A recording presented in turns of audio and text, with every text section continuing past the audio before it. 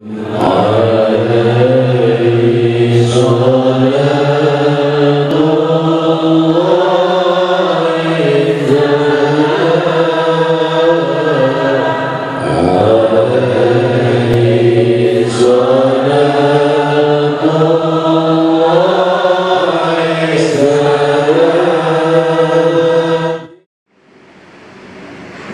pagi dia bertasbih, dari siang bertasbih, dari malam bertasbih, tengah malam bertasbih, 24 jam. Maka orang-orang ahli ma'rifat, ahli-ahli kasyaf itu, dia kalau malam 2:30 itu terdengar benar keras suara tasbih malaikat itu. Di langit itu keras. Seperti orang rombongan itu beramai-ramai baca tasbih. Subhanallah, alhamdulillah, wa la ilaha illallah, wallahu akbar, subhanallah, alhamdulillah, wa la ilaha akbar. Sampai subuh, bangunnya manusia, baru hilang suara itu. Dan itu tidak berhenti di subuh, sampai hari kiamat. Ini yang harus kita tahu. Kalau kita berat untuk sholat, kita berat untuk bangun, kita berat untuk menjalankan, kita berat untuk mengasihi Tuhan kita, berarti muatan-muatan di dalam hati kita ini, muatannya bukan muatan malaikat, muatan setan, manutun laknatullah. Hati ini isi dua. Kalau kuat malaikatnya, maka kuat condongnya untuk datangi Allah. Kalau kuat dunianya, maka dia berserikat dengan iblis. Karena sifat roh tadi ini fitrah.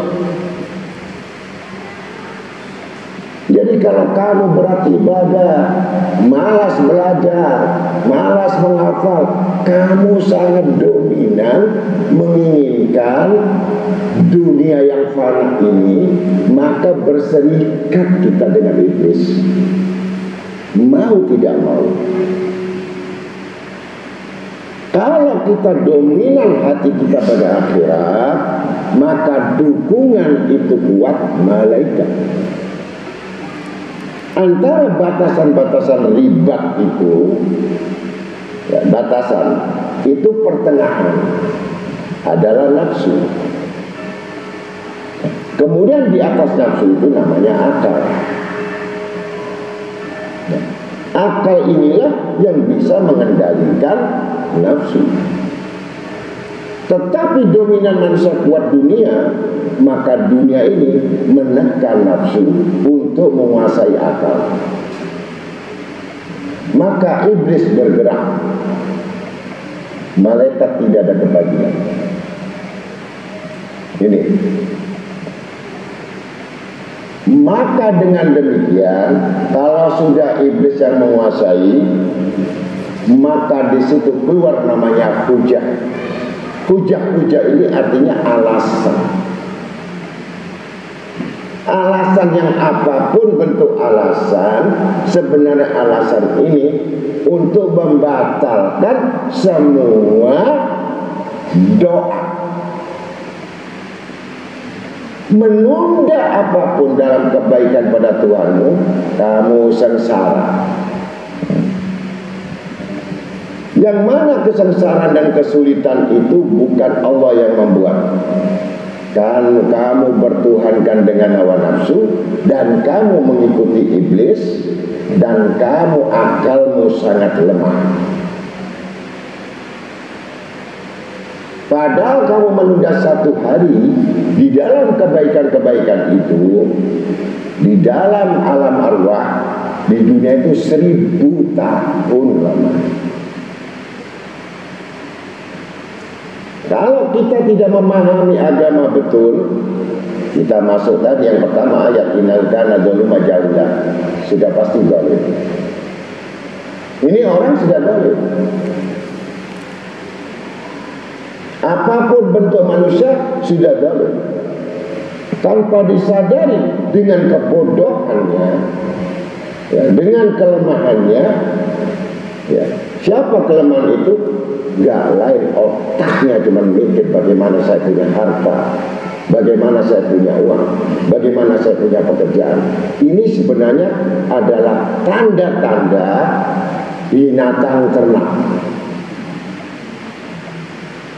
bukan manusia. Bahkan Sayyidina Ali Karamullah mengatakan mereka itu seperti mayat yang berjalan.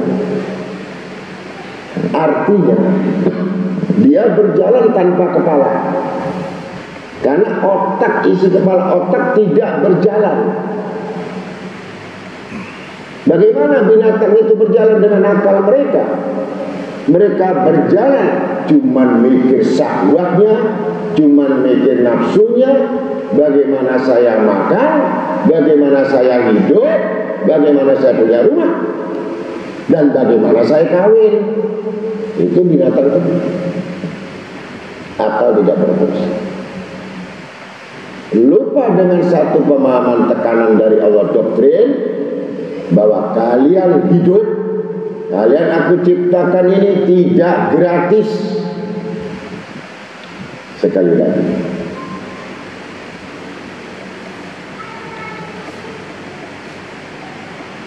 dan Allah tidak menuntut banyak kepada manusia. Belajar apa yang dimaksudkan?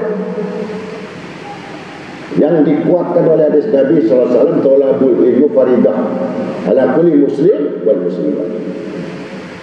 Wajib bahwa orang menuntut ilmu, orang laki-laki muslim atau perempuan. Kalau ditinggalkan, berarti dia meninggalkan satu yang wajib, kena sanksi.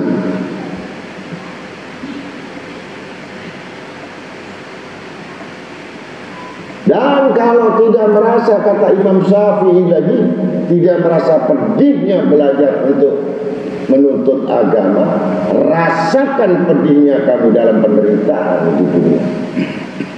Bahkan sampai akhirat kamu akan susah. Maka celakalah orang-orang berhasil dalam pengetahuan umumnya, tapi bodoh dalam agamanya adalah orang yang musibah. Kuatkan dulu hublum minallah, baru kuatkan kamu hubungan sosial. Maka di situ keseimbangan dalam kita menuntut agama. Yang dimaksud ilmu apa? Ilmu billah, ilmu mengenal Allah, mengenal Tuhan. Kalau sudah mengenal Tuhannya, alladzina yu'minuna la khaufun 'alaihim wa la hum yahzanun. Mereka orang yang beriman. Mereka yang beriman tidak akan berharap atau tergantung kepada manusia. Wabud Rabbah hatta yatakallam. Tuhannya yang maha kaya. Kalau dia sholat tidak tahu Tuhannya yang kaya, kalau dia sholat tidak tahu Tuhannya yang murah, kalau dia sholat tidak bisa melepaskan beban yang susah, itu orang bukan sholat. Ancamannya.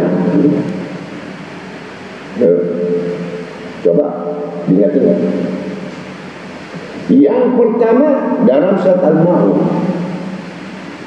yang mana disampaikan bahwa il musallin alladzina hum an salatihim sahun. Well,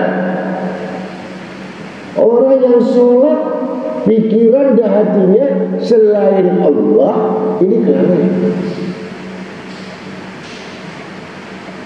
Kalau kuat hatinya dominan, hanya mikir nasibnya, bukan mikir dosanya, wah tempatnya mereka lalai. Allah menunggu di dalam langit bumi. Langit yang pertama, pintu tobat itu sampai Allah turun di langit. Bukan kamu mendahului. Baru kamu punya niat untuk bertobat, baru niat untuk kembali kepada Allah, ar-ruju' ilal haq, Allah sudah turun menunggu hambanya. Ternyata hamba yang datang kepada Allah berbelok selain Allah. Kelihatan salat, tapi dia menginginkan selain Allah. Kelihatannya salat, berharap dengan manusia. Kelihatannya salat, menggantungkan dengan manusia. Kelihatannya salat, tidak pernah ada di dalam jiwanya Tuhan ada yang maha mengawasi. Ini salat yang lalai. Ini yang pertama. Ini bagi orang-orang yang harus wajib mengetahui tauhid. As-Islamu tauhid. Bukan Islam yang dimasukkan Islam hanya pemahaman agama, di luar itu saja. Kemudian kelalaian yang kedua itu nerakanya neraka jahil.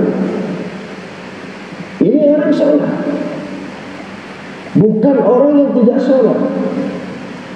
Orang sudah sholat yang meninggalkan sholat dengan sengaja 1 hari 5 waktu ditinggalkan sengaja tidak diganti, wajib mendapat julukan kafir.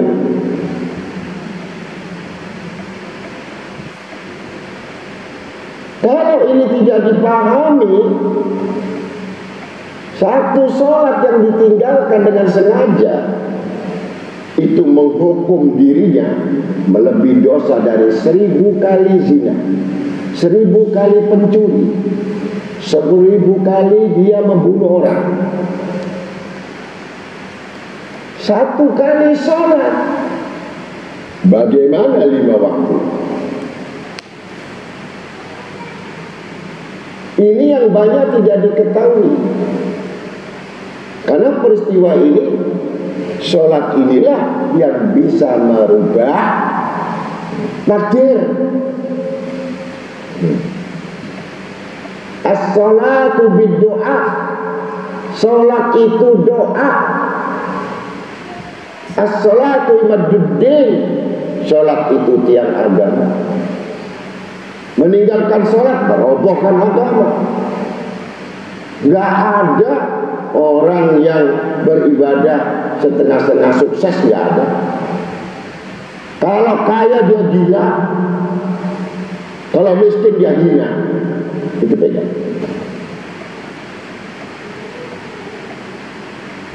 Jangan berharta, jangan kepingin harta kalau tak ada ilmu.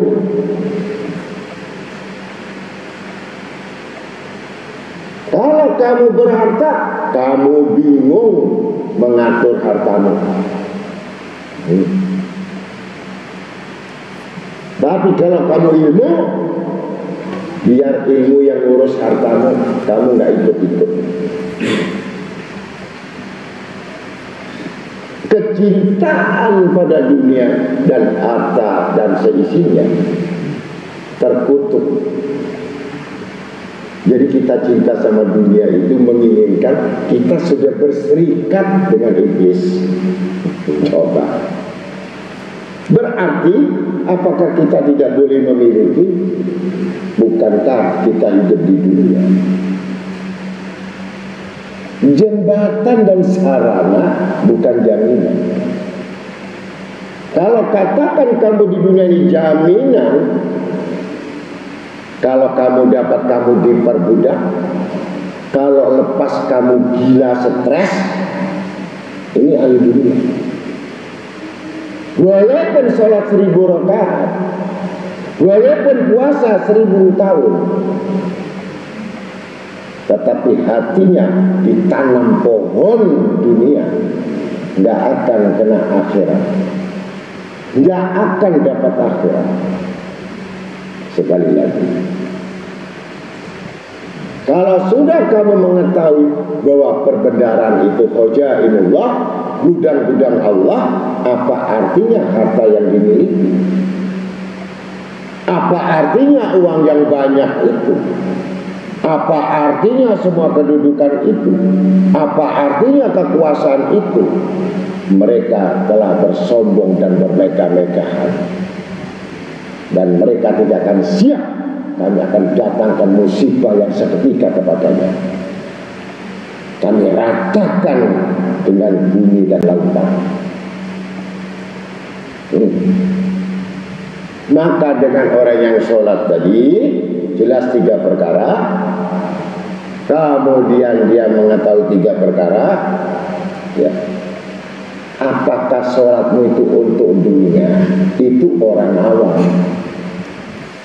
Biasa kalau orang susah itu mau wirid, mau dzikir, ya, mau duduk, kemudian di majelis, kemudian ke kuburan Sunan Ampel, gak pulang-pulang baca 500, ya, dikuat-kuatkan padahal gak kuat.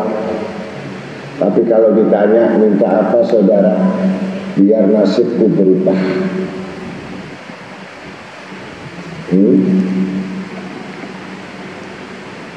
Ujian miskin, ujian melarat, ujian gak bisa makan, itu sangat kecil saudara.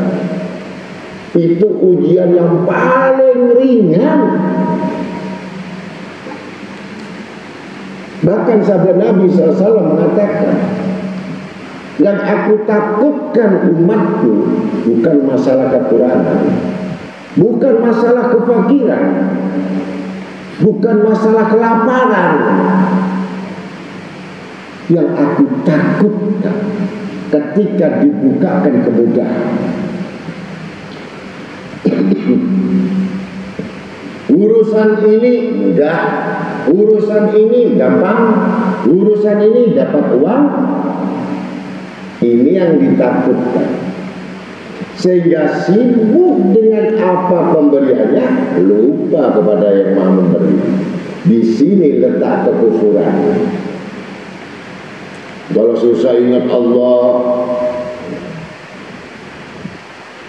kalau sedih ingat Allah, sakit ingat Allah, kekurangan ingat Allah, itu biasa banyak. Itu banyak saudara-saudara kalian. Tapi sangat sedikit orang yang diberi kenikmatan tetap mutmainnah. Dia tidak berubah seperti hanya diberi atau tidak diberi, tetap komitmen dengan Tuhan. Hilang putus asa, hilang kepuasan, hilang kebanggaan, karena itu tidak ada yang dibanggakan. Baru mengetahui bahwa itu sebagai amanah. Sholat bil amanah.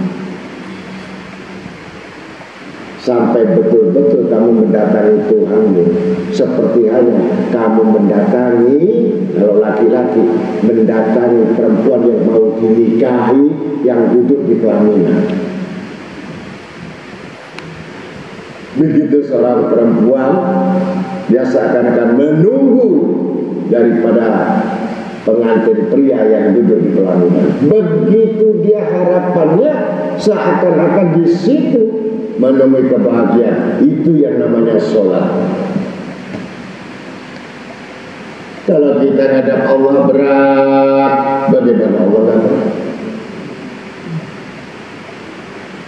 Yang kedua tadi neraka jadi adalah orang-orang yang betul-betul meninggalkan sholat, wa tarakus sholat. Duhur sengaja hilang sampai asar, asar sengaja hilang sampai maghrib. Kalau mengerjakan antara duhur asar udah terlambat 1 jam atau setengah jam, itu disebut kelalaian. Ya, disebut kelalaian.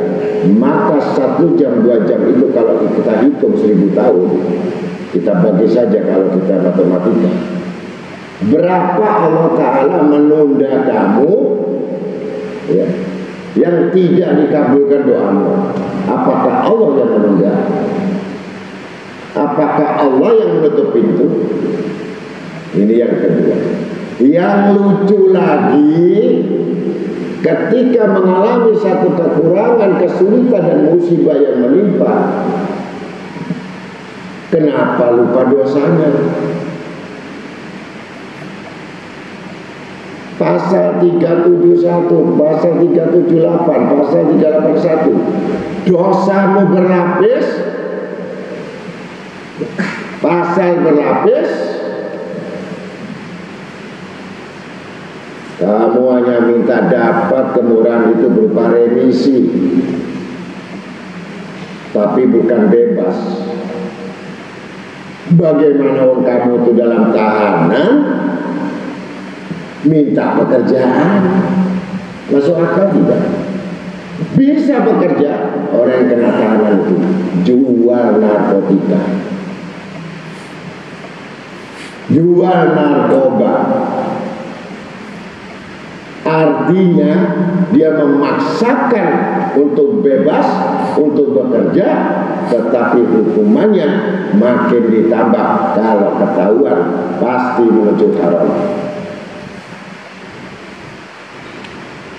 Akhirnya ada seorang yang betul-betul konglomerat untuk membebaskan dia dari penjara itu. Kami tebus jaminan 2 miliar, 5 miliar, asal tahanan luar, tetap status tahanan, dan sangat terbatas apa yang dikerjakan. Ini yang disebut takdir mu'allaq, takdir di penjara sementara, berharap untuk dapat jaminan. Kalau dia sadar bahwa itu semua yang menimpa kepada manusia, bukan Allah Ta'ala yang menyiksa, diri manusia yang menghukum dirinya dan tidak diakui hukuman itu. Maka saja banyak suci, tidak ada harapan dengan manusia putus, saudara putus, keluarga putus, orang tua putus. Satu yang tidak memutuskan, pintu Allah. Dan bisa dimasuki pintu Allah itu dengan sholat.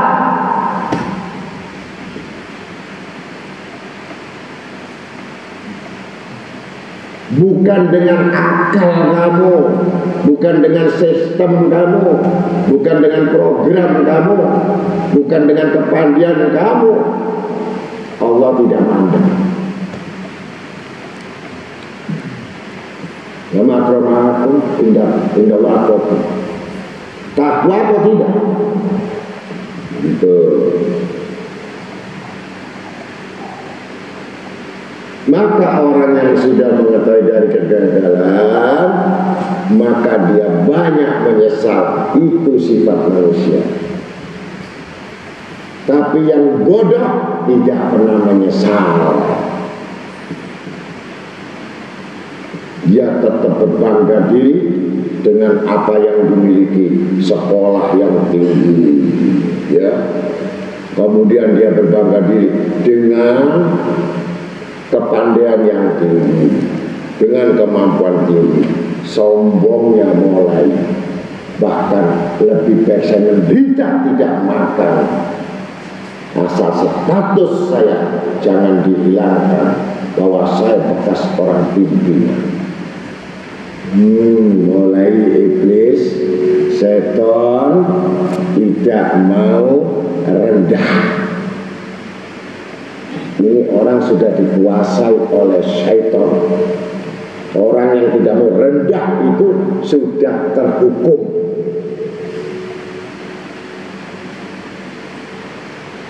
Sholatnya angkuh, rukuknya angkuh, doanya angkuh, zikirnya angkuh, bicaranya angkuh, tapi mengatakan kami beriman. Dusta. Langsung Allah menjawab, dusta, tambahkan dia sakit. Dan itu sifat individu. Silahkan kamu yang mana. Dan jangan sekali-kali menyalahkan Allah.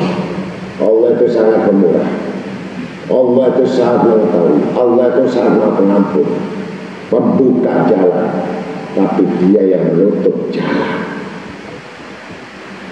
Allah akhirnya iblis masuk di dalam akal mereka.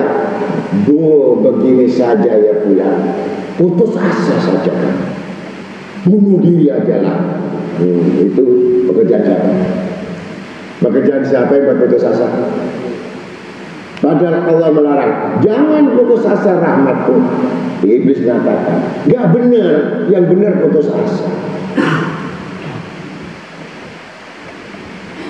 Maka jelas sholat yang mengandung tadi kandungan-kandungan bentuk kelalaian, ya, bentuk keingkaran, maka semakin sholat semakin dapat hukuman.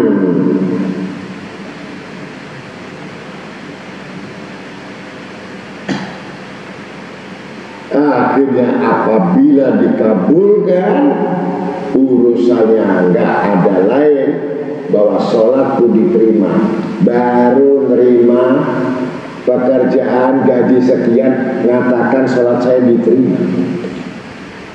Ada min fadli rabbi liyabluwani uskur apapun.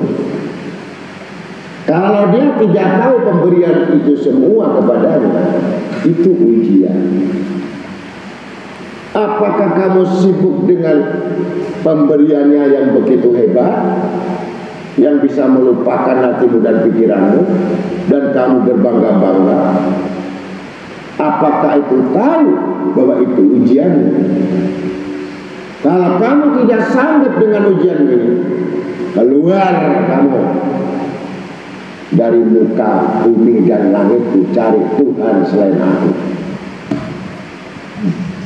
Jadi diusir sama Allah. Ayo. Semakin mereka diberi oleh Tuhannya, semakin dia diberikan nikmat Allah Ta'ala, semakin dia megang geraham, imannya digigit dengan geraham yang kuat. Untuk apa pemberian ini? Kalau sumber kehidupan itu adalah Allah Jalla Jalaluhu, kalau aku putus dengan sumber kehidupan, maka putuslah kehidupan. Ini orang yang bersyukur.